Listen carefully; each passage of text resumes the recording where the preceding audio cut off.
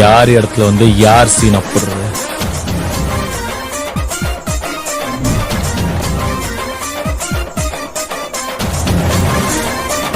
ஆனா நீங்க அப்படி இல்லையே, கொஞ்சம் அலப்பற பண்றாப்ல இருக்கு. இருட்டுல தான் கத்தி எடுத்தா வெளிச்சத்துல மினுக்கும். நாங்க பார்த்து சொன்னாதாண்டா அரசியலும் நடக்கும். எவனாலும் பரவாயில்ல, உங்களை நான் நிக்கிறேன்.